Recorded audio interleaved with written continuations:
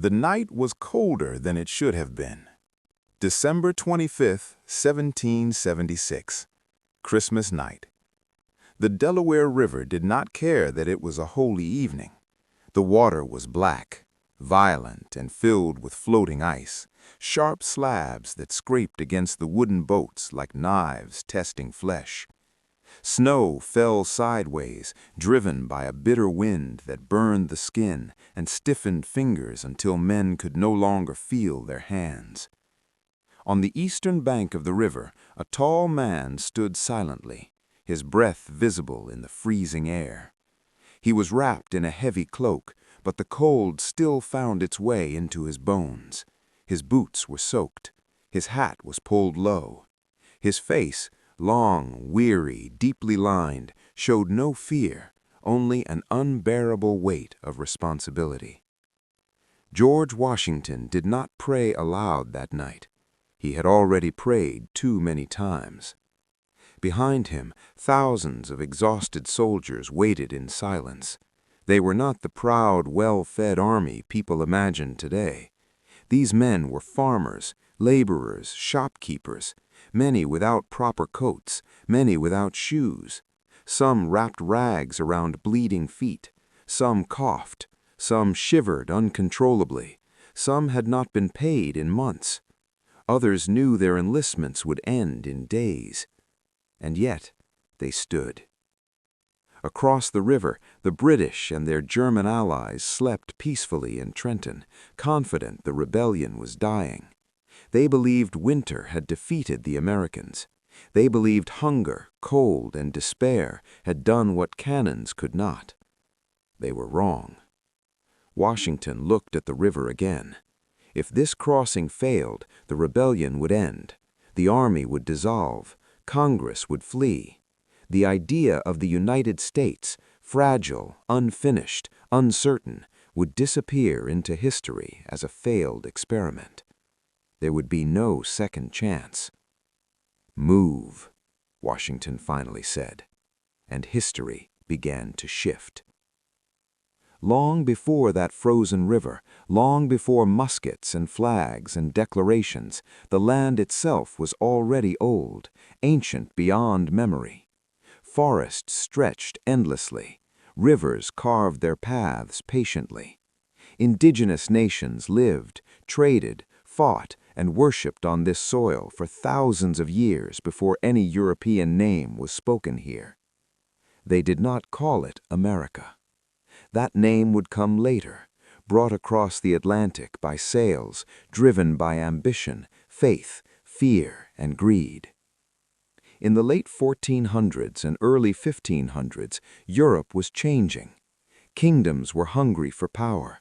Merchants wanted new routes. Churches wanted new souls. When Christopher Columbus crossed the ocean in 1492, he did not discover an empty world. He collided with one. What followed was not a single event, but centuries of collision. Spanish conquistadors arrived with steel, horses, and diseases that spread faster than any army.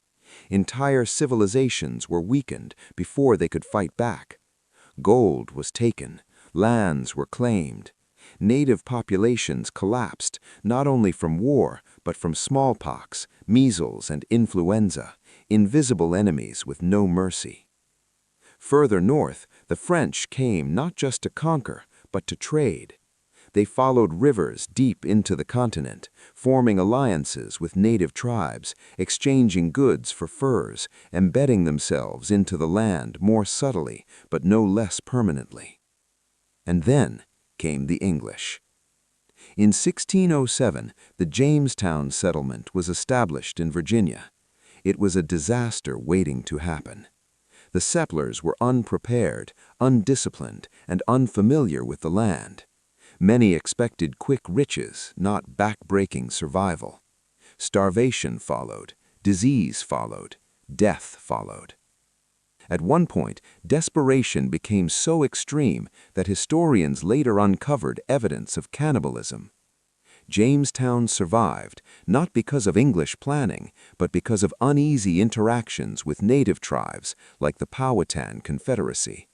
Food was traded, Knowledge was shared. In conflict was inevitable. In 1620, another group arrived, colder, stricter, and driven by religious vision.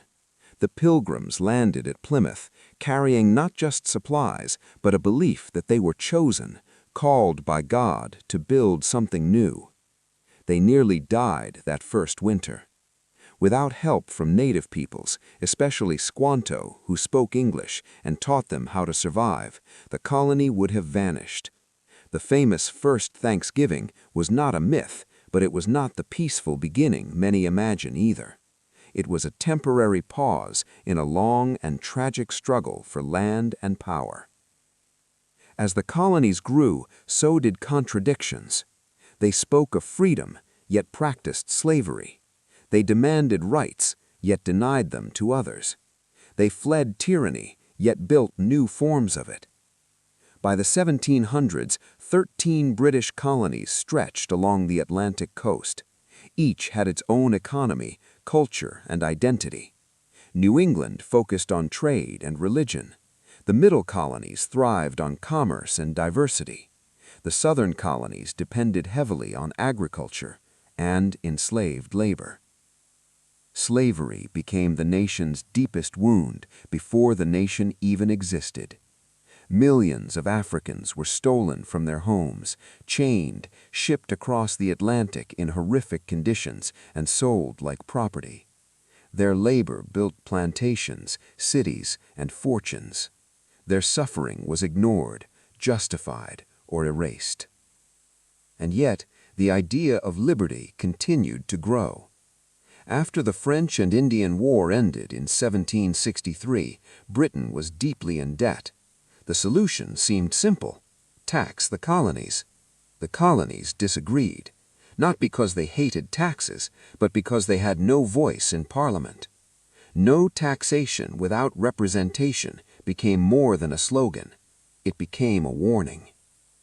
The Stamp Act, the Townshend Acts, the Boston Massacre, the Boston Tea Party. Tension turned to violence. By 1775, the first shots were fired at Lexington and Concord. Farmers picked up muskets against trained soldiers. There was no turning back. When independence was declared in 1776, the words were powerful, but words alone could not win a war. The Continental Army was undertrained, underfed, and constantly near collapse. Defeat followed defeat. Morale crumbled. That is why the frozen river mattered. Back on the Delaware, Washington stepped into a boat. Ice slammed against the sides. Men strained against the oars. Some fell into the water and froze to death before reaching shore. The crossing took longer than planned. Dawn was approaching. Failure was seconds away. But they crossed. They marched through snow toward Trenton. They attacked at dawn. The enemy, unprepared and half asleep, was overwhelmed. The victory was small in scale, but massive in meaning. For the first time in months, Americans believed again. The war would continue for years. There would be defeats, betrayals, foreign alliances, and unimaginable sacrifice. But that night proved something vital. This was no longer just a rebellion. It was a nation being born. Slowly, painfully, imperfectly.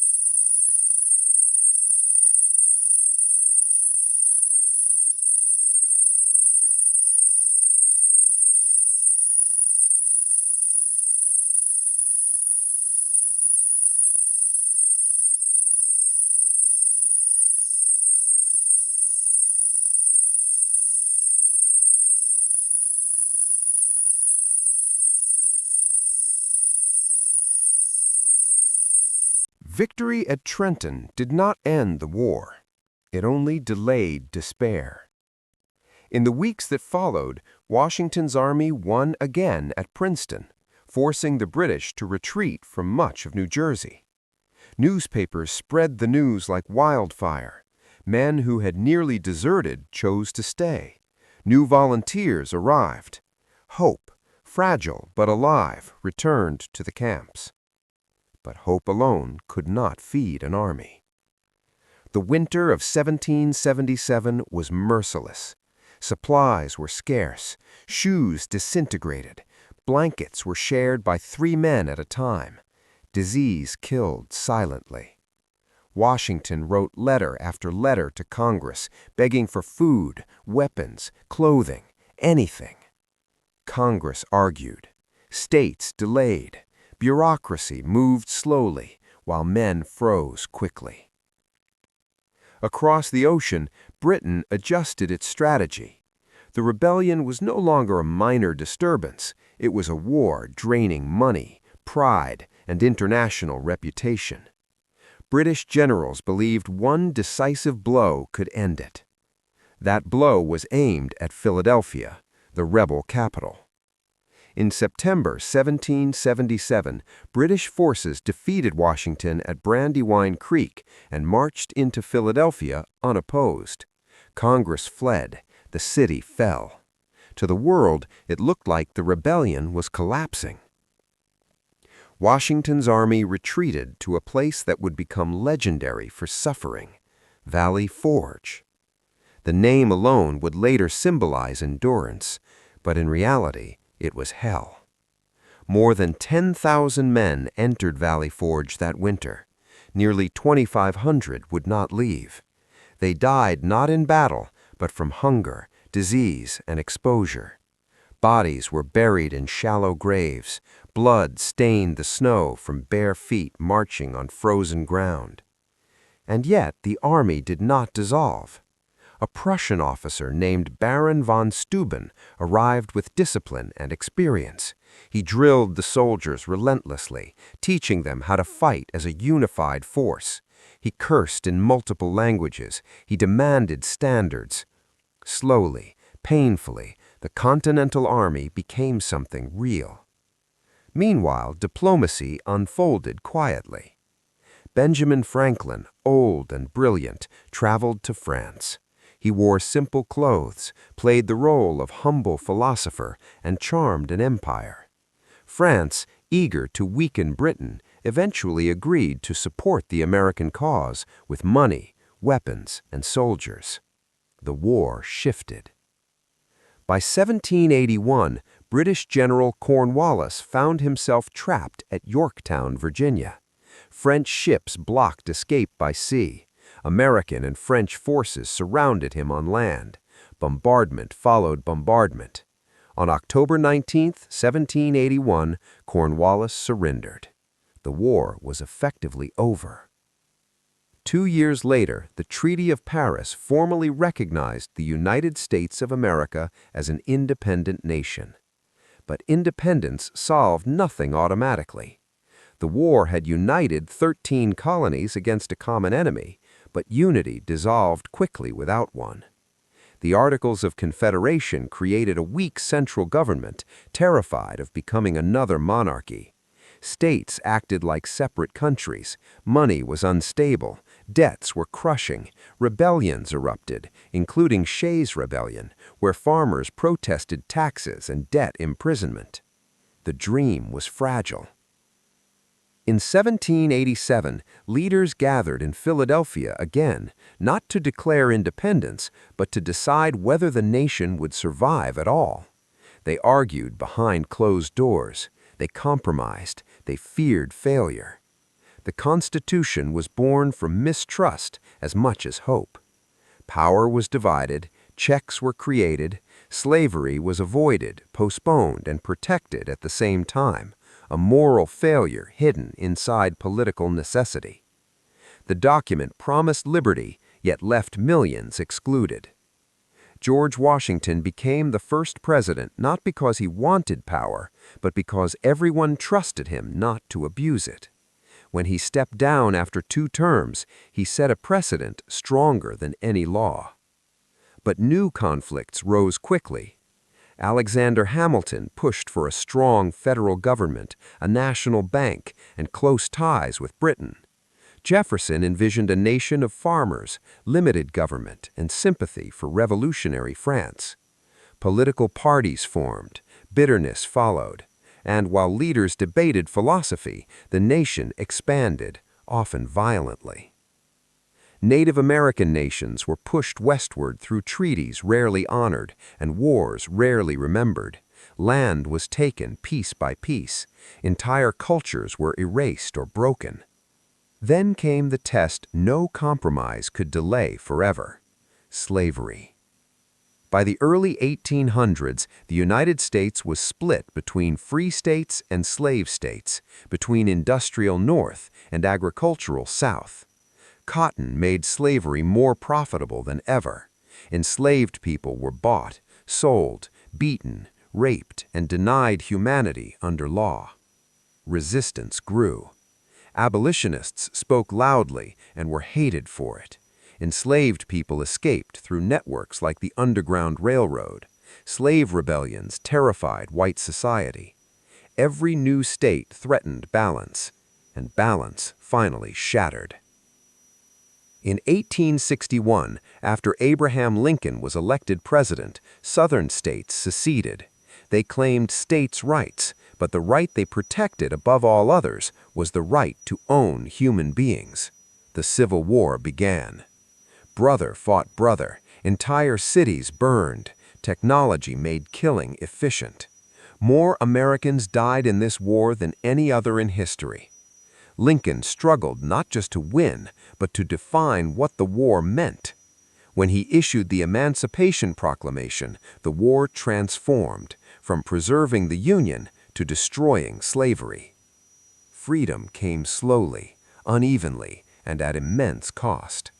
Lincoln was assassinated just days after victory. The nation survived, but scarred. Reconstruction promised equality, then abandoned it. Segregation replaced slavery. Violence enforced silence. Progress stalled for generations. Yet the story did not end there.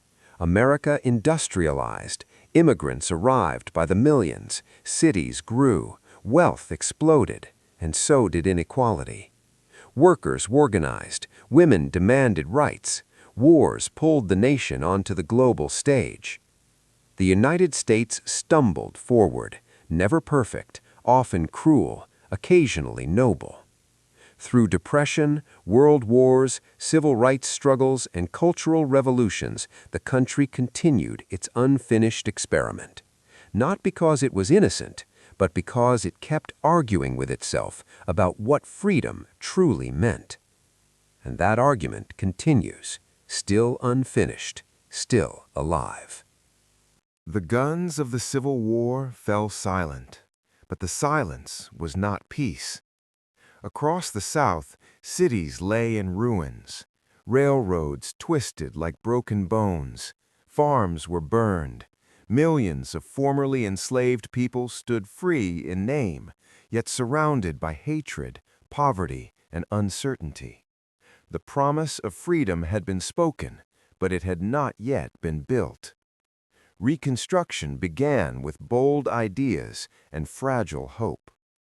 The 13th Amendment abolished slavery. The 14th promised citizenship. The 15th claimed to protect the right to vote. For a brief moment, history bent toward justice. Black men voted. Black leaders were elected to Congress. Schools were built. Families searched for loved ones sold away decades earlier. But backlash came swiftly. White supremacist groups formed in the shadows. Laws were twisted. Violence became routine. Federal troops eventually withdrew, and with them went protection. Reconstruction collapsed not because it failed, but because it was abandoned. Segregation hardened into law. Jim Crow rose quietly, then completely. Separate schools, separate trains, separate water fountains. Lynchings became public warnings. Silence became survival. Meanwhile, the nation surged forward industrially. Factories multiplied. Steel, oil, railroads, and electricity transformed daily life. Fortunes were built overnight. Names like Carnegie, Rockefeller, and Vanderbilt became symbols of wealth so vast it reshaped the economy and politics. But progress had a price. Children worked long hours in dangerous factories. Immigrants lived packed into tenements. Workers were crushed by machines, then replaced. Strikes erupted. Pinkertons were hired. Blood stained factory floors and picket lines. America grew rich and restless. In 1917, the United States entered World War I, dragged in by submarine warfare and global alliances. Young men crossed the Atlantic to fight in trenches filled with mud, gas, and death. When the war ended, America emerged stronger, richer, and more confident, but also uneasy. The 1920s roared. Jazz filled clubs, cars filled roads, stock markets soared, women gained the right to vote. But beneath the celebration, cracks formed. Speculation replaced stability. Debt replaced caution. In 1929, the stock market collapsed. Banks failed. Jobs vanished. Families starved. Breadlines stretched through cities once full of promise. The Great Depression humbled the nation. Franklin D. Roosevelt spoke not of fear, but of action. The New Deal expanded government in ways previously unimaginable. Job programs, Social Security, labor protections, none were perfect, but they kept millions alive. Then the world burned again. World War II pulled the United States into total war after the attack on Pearl Harbor. Factories became arsenals. Women filled industrial jobs. Soldiers stormed beaches in Europe and islands in the Pacific. The war ended with victory and a terrifying new power. Atomic bombs destroyed Hiroshima and Nagasaki. The United States emerged as a superpower, but at the cost of moral certainty. The Cold War followed, fear replacing gunfire. Communism became the enemy abroad and suspicion at home. Careers were destroyed by accusation. Loyalty was questioned. Freedom was tested not by invasion, but by paranoia. Yet even in fear, change advanced. In the 1950s and 60s, Black Americans demanded what had been promised a century earlier. They marched, they sat, they were beaten, jailed, and killed. Images traveled across televisions into living rooms. Martin Luther King Jr. spoke of dreams. Malcolm X spoke of self-defense. Both were hated. Both were necessary. Laws changed again. Civil Rights Acts, Voting Rights Acts, but racism did not vanish. It adapted. The Vietnam War shattered trust. Young men were drafted into a conflict many did not understand. Protest filled streets. Faith in leadership eroded. When the war ended, America was changed, more skeptical, more divided. Then came moments of unity. The moon landing, scientific triumph, cultural revolutions, technology reshaping communication, the internet collapsing distance. And also moments of shock. September 11, 2001, towers fell, smoke filled the sky, fear returned, wars followed, surveillance expanded, liberty and security wrestled openly again. The 21st century arrived carrying contradictions, familiar yet sharper, wealth and poverty, freedom and fear, progress and resistance. Social movements rose, technology amplified voices and hatred alike. The United States stood not as a finished story, but a question still being asked. What is freedom worth? Who gets to claim it? And how much are people willing to sacrifice to protect or deny it? The nation was not built on perfection. It was built on struggle. And the struggle continues. History is often told through presidents, generals, and speeches, but the soul of America lived elsewhere, in kitchens, fields, factories, classrooms, and streets where no statues stand. It lived in the hands of a black woman in Mississippi who taught children to read at night because daylight schools refused them. It lived in the lungs of a coal miner in West Virginia, coughing blood while believing his son might live better. It lived in the silence of a Japanese-American family forced into an internment camp, labeled enemy by the country they loved. During World War II, over 120,000 Japanese Americans were imprisoned without trial. Their crime was ancestry. Homes were lost. Businesses vanished. Loyalty was questioned without evidence. Decades later, the government would apologize, but apologies do not return time. After the war, America expanded outward and inward. Suburbs grew. Highways cut through neighborhoods, often black neighborhoods. The GI Bill lifted millions into the middle class while quietly excluding many minorities. Prosperity spread unevenly, reinforcing invisible lines. The Cold War shaped minds. Children practiced hiding under desks from nuclear bombs. Scientists raced. Spies whispered. Space became the new battlefield. When Neil Armstrong stepped onto the moon, the moment felt less like science and more like survival, proof that America still led the future. Yet leadership came with cost. In the South, civil rights workers disappeared, churches were bombed, freedom riders were beaten. Some Americans waved flags, while others waved dogs and batons. Progress moved only because ordinary people refused to be quiet. A seamstress named Rosa Parks sat down and changed history. College students sat at lunch counters and forced a nation to look. Farm workers marched with blistered feet demanding dignity. The victories were incomplete, but irreversible.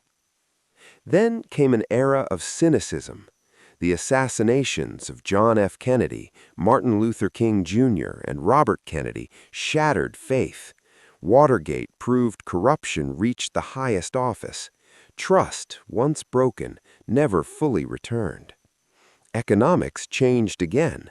Factories closed. Jobs moved overseas. Entire towns hollowed out. The American dream, once built on stability, became uncertain. Credit replaced wages. Consumption replaced security. Still, innovation surged. Personal computers entered homes. The internet erased borders. Information became instant and overwhelming. Voices multiplied. Truth fragmented. After 9/11, unity returned briefly, then fear hardened into policy. Wars stretched for decades. Veterans returned, carrying wounds no parade could heal.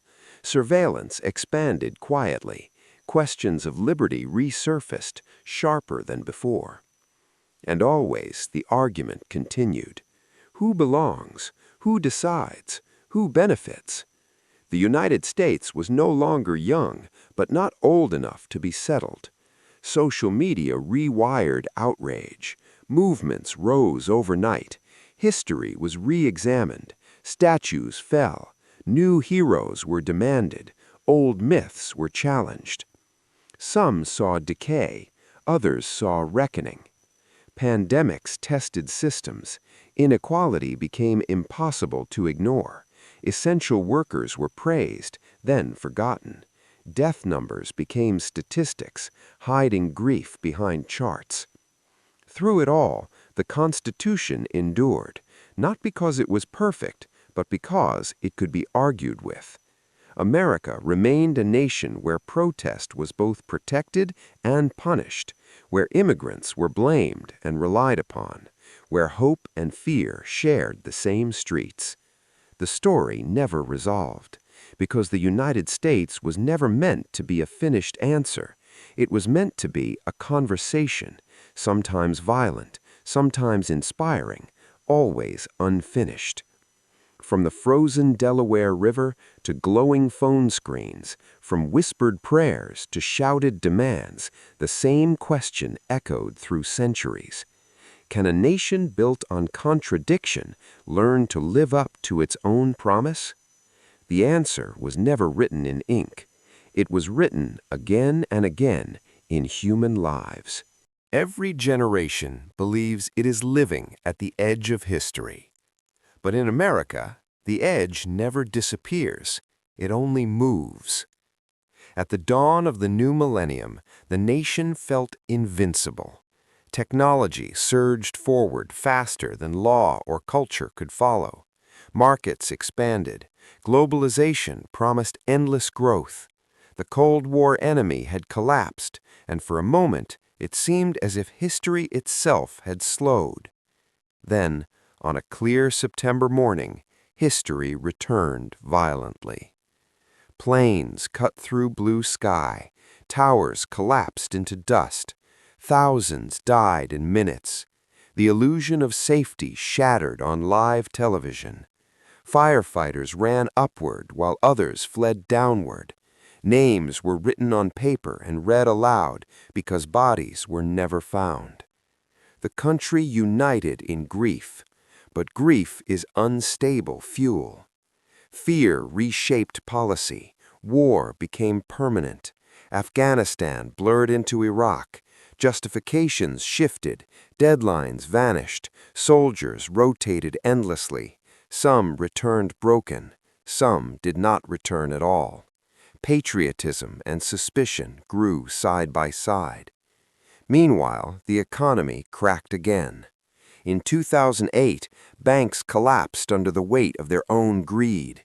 Homes were lost, savings vanished. The working class paid the price while executives survived untouched. Faith in systems weakened further. Anger searched for direction. Movements rose from both left and right, some demanding justice, others demanding control. Social media amplified everything: truth, lies, rage, hope. Algorithms replaced town halls. Dialogue turned into shouting. Racial wounds reopened publicly. Videos showed deaths once hidden. Protests filled streets. Knees bent in solidarity. Fists clenched in resistance. History long denied forced itself into the present tense. Some called it division. Others called it truth finally speaking. Immigration debates intensified. Borders hardened in language, even as economies depended on movement. Families were separated. Children slept under foil blankets. The image of opportunity clashed with the reality of exclusion. Then came a virus. Invisible, global, indifferent. Hospitals overflowed. Nurses cried in parking lots. Bodies filled refrigerated trucks. Everyday life paused. Work moved online, except for those who could not afford to stop. Inequality became measurable in death rates. Science raced. Politics argued. Grief multiplied quietly. And yet, resilience appeared again. Mutual aid groups formed. Doctors worked until collapse. Teachers reinvented classrooms overnight. Ordinary people did extraordinary things because they had to. Democracy itself was tested. Elections were questioned. Trust fractured. On January 6, 2021, a crowd stormed the U.S. Capitol, an image once unimaginable. Flags waved where laws were written. Fear walked halls meant for debate. The Republic held, but barely. Afterward, the nation did what it always did: argued, blamed, remembered selectively, moved forward without consensus. Through climate disasters, economic uncertainty, and cultural shifts, the United States continued its relentless motion, forward without clarity, backward without consent, sideways under pressure. Young generations questioned everything older ones had normalized: work, identity, gender, power, all renegotiated. Some embraced change, others resisted fiercely. The American experiment entered another phase, not expansion, but introspection. The myth of endless growth weakened. Questions of sustainability replaced conquest.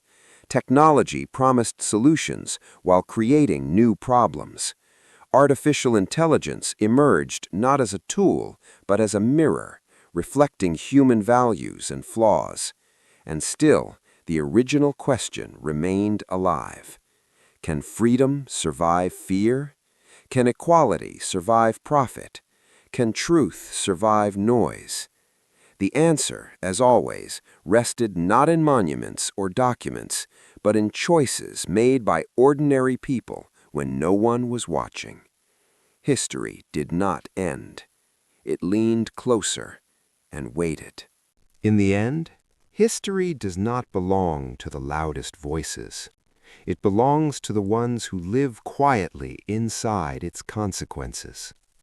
An old man in Detroit remembers when the factory whistle meant security. A young woman in Texas works 2 jobs while studying law, believing justice is still possible. A child of immigrants pledges allegiance at school, not knowing the arguments that surround his right to belong. This is America. Not a headline, not a slogan, but a layered human inheritance. Every generation inherits unfinished work. The founders inherited empire and tried to replace it with principle. The Civil War generation inherited contradiction and paid for it in blood. The Civil Rights generation inherited broken promises and forced the nation to confront itself. The present inherits all of it, without the comfort of innocence. Memory itself became contested ground. Some demanded remembrance, some demanded forgetting, some rewrote history to protect pride, others dug painfully for truth. Statues rose and fell, textbooks changed, families argued at dinner tables, the past refused to stay past.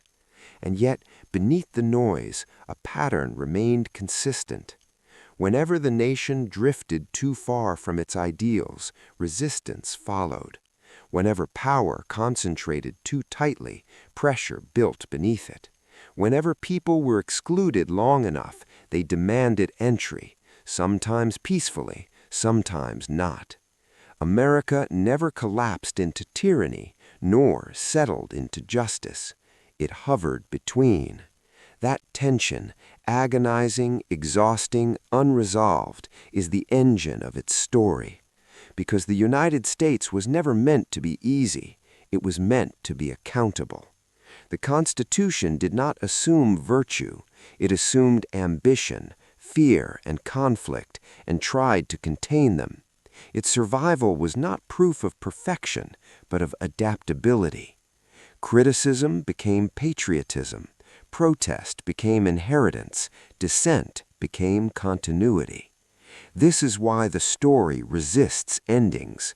There is no final victory scene, no permanent villain defeated, no single generation that got it right.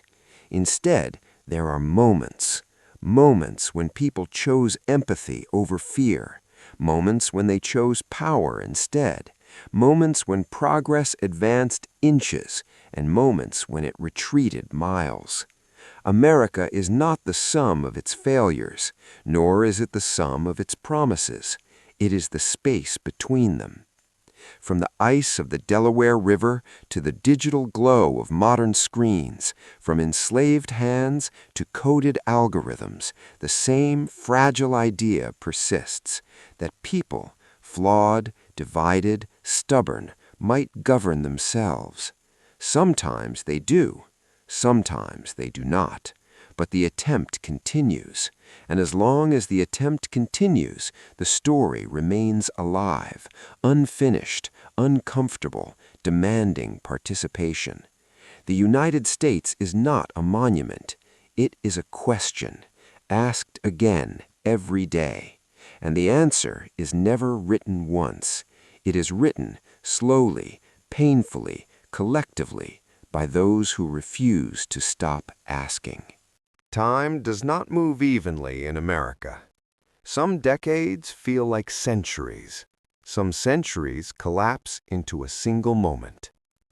After every crisis, the nation tells itself the same story, that this time the lesson has been learned, that suffering has purchased wisdom, that mistakes will not repeat. And yet, patterns return. Economic booms are followed by collapse. Freedom expands, then contracts. Voices rise, are resisted, then absorbed, or silenced. What changes are the faces, the technologies, the language. What remains is the struggle. In small towns once built around factories, silence replaces noise. Where machines once roared, weeds grow through concrete. Generations who believed in stability watch their children chase opportunity elsewhere. Pride turns into nostalgia. Nostalgia turns into anger. In coastal cities, towers rise again, sleeker, smarter, colder.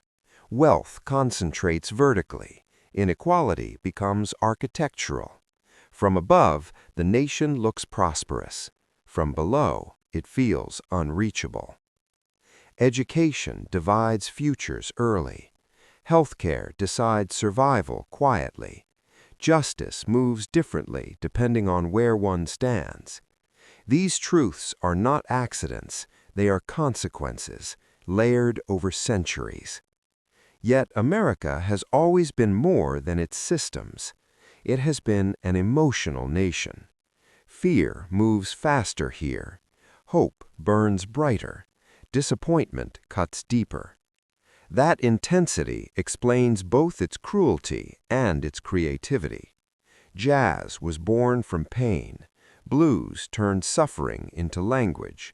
Hip-hop transformed exclusion into power. Art has always told the truth before policy dared to. Writers, musicians, filmmakers, comedians, they exposed contradictions, mocked arrogance, mourned losses. Culture became a battlefield where identity was negotiated nightly. Even humor carried resistance. Meanwhile, science and innovation pushed forward relentlessly. Electricity reshaped nights. Cars reshaped distance. Computers reshaped thought. The internet reshaped reality itself. Truth became faster but weaker. Connection became constant but shallow. Loneliness grew inside crowds. The nation entered an age where everyone could speak, but few could listen. Still, in moments of disaster, something old returned. When hurricanes destroyed cities, strangers rescued strangers. When fires swallowed towns, hands reached across differences. When systems failed, people filled the gaps, temporarily, imperfectly, humanly. America's greatest strength was never efficiency. It was improvisation. The same quality that built railroads chaotically, settled frontiers recklessly, and wrote laws through compromise, allowed survival through chaos. But improvisation without reflection carries cost. Climate change exposed limits long ignored. Storms intensified. Heat records broke. Water disappeared where it was once taken for granted. The future stopped feeling distant. Young voices rose, not asking permission. They demanded accountability from institutions older than their grandparents. They questioned capitalism, patriotism, gender, borders, power. Some were dismissed as naive, others were feared. But every generation that changed America was first called dangerous. The country stood again at a familiar intersection between fear of change and fear of stagnation. History leaned forward once more, not with a single event, but with accumulation. Votes cast, words spoken, silences broken. No revolution announced itself, no collapse declared victory. Just motion, always motion. America did not end, it did not resolve, it continued. Because continuation, not conclusion, has always been its truth. And so the story does not close with victory. It closes with a pause. America stands where it has always stood, between what it is and what it claims it can be, between memory and ambition, between fear and responsibility. There is no final chapter where everything is resolved, no moment where injustice vanishes or unity becomes permanent. Every time the nation believes it has arrived, history reminds it that arrival was never the point. The point was motion. From the first fragile settlements clinging to survival, to enslaved hands forced to build prosperity they would never enjoy, to immigrants carrying entire worlds inside suitcases, to citizens arguing loudly over what freedom should mean, the same fragile idea has survived: that people might govern themselves even when they disagree, even when they fail. The United States was never innocent, but it was never static either. Its greatest achievements came not from purity, but from correction. Its darkest moments came not from hatred alone, but from silence. Every right that exists today was once considered impossible, dangerous, or un-American. Every expansion of freedom began as an accusation. The nation learned, slowly, painfully, that democracy is not something inherited once and kept forever. It is something rebuilt daily by people who may never be remembered. A vote cast when it felt meaningless, a protest joined despite fear, a kindness extended where policy fell short. These acts do not appear in textbooks, but they are the reason the story continues. America is not its flag, nor its borders, nor its power. It is its argument with itself. As long as people are willing to argue for dignity, to confront history instead of hiding from it, to choose participation over surrender, the experiment survives. Not because it deserves to, but because it is unfinished. The United States was never meant to be a promise fulfilled. It was meant to be a promise tested, again and again and again. And in that endless testing, flawed, uneven, human, the story finally rests. Not with certainty, but with choice. There are moments in American history that never reach museums. No plaques mark them, no anniversaries are declared, yet they shape the country more deeply than wars. A nurse stays after a double shift because there is no one else. A teacher buys books with her own salary. A father crosses a border not for adventure, but for his child's future. These moments are invisible threads. They hold the nation together when ideology tears at the surface. America has always told itself heroic stories: frontiers conquered, enemies defeated, fortunes made. But beneath those narratives, survival has depended on cooperation far more than conquest. Neighbors rebuilding after floods, communities forming food banks overnight, churches, mosques, synagogues opening doors when policy fails. This is not sentimentality, it is structural truth. The United States has survived not because it avoided crisis, but because crisis forced people to see one another again, briefly, honestly. But visibility fades quickly. Comfort returns, memory shortens, power recenters itself, and the cycle begins again. This is why the nation feels perpetually exhausted. It is always becoming something it cannot fully agree on. The past does not recede politely here. It argues, it interrupts, it demands recognition. Slavery does not stay in the 19th century.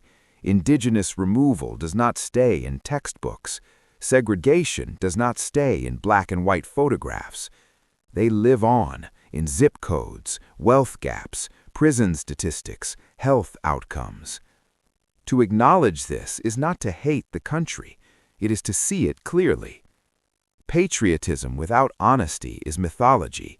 Criticism without love is abandonment.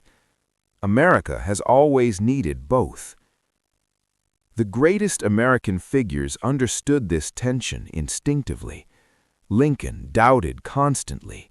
Frederick Douglass loved the Constitution enough to demand it be honored. Eleanor Roosevelt redefined power as empathy. King dreamed publicly, but strategized relentlessly. None of them believed history moved automatically toward justice. They believed it had to be pushed, slowly, relentlessly, at cost. And cost is the hidden currency of this nation.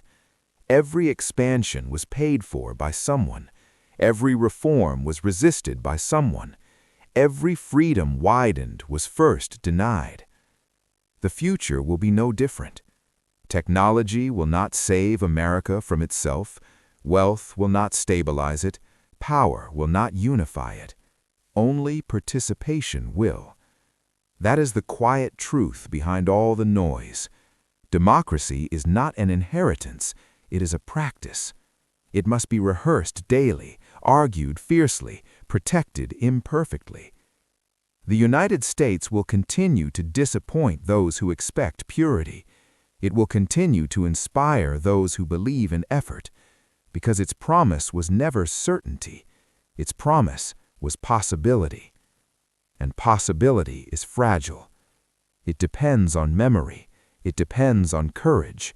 It depends on people willing to stay when leaving would be easier.